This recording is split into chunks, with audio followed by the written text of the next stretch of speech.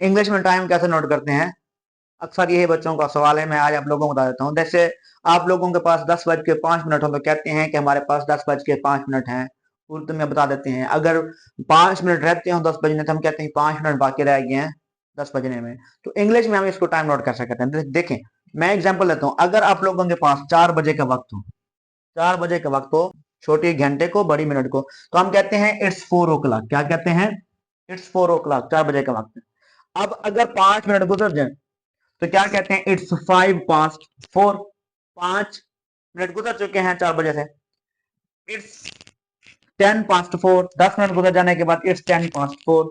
15 minute गुजर जाए तो इट्स क्वार्टर past 4। क्वार्टर कहते हैं चौथाई को। अब एक घंटे में जो है 60 मिनट होते हैं, और उसको अगर 4 पर डिवाइड करें तो 15 बनते हैं। अगर 15 मिनट गुजर जाए तो हम कह देते हैं कि इट्स क्वार्टर past 4। अगर 20 मिनट गुजर जाए इट्स 20 past 4।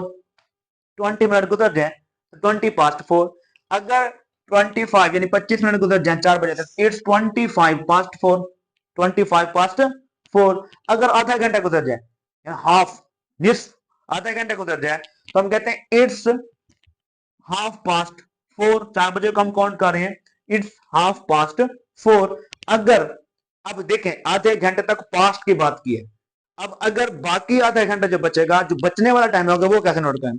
अगर आप लोगों के पास कितना है, 35 मिनट हो गया, तो इट्स 25 to 4। यानी 25 मिनट्स रहते हैं।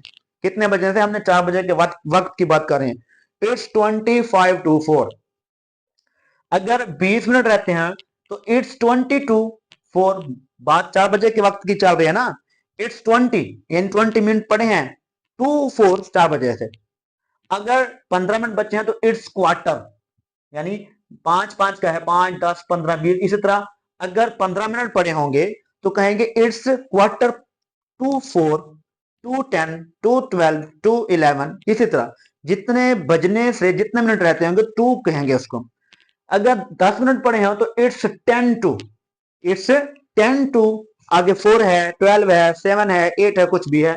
अगर 5 मिनट पड़े हो, सिर्फ 5 मिनट, तो इट्स 5 टू कितने मिनट्स पड़े हैं आगे जो वक्त आएगा। तो ये है हमारे पास इंग्लिश में टाइम नोट करने का, बताने का तरीका। उर्दू में तो हर बंदे को पता है, बता देता है बंदा। इंग्लिश में भी आप लोगों को टाइम बताने का और खुद से जो है ना आप लोगों को पता हो पहचान करने का। तो ये अक्सर मैंने 1-2 बच्चों से आप लोगों से पूछा है, किसी बच्चे को ये नहीं पता था कि हम टाइम नोट कैसे करते हैं।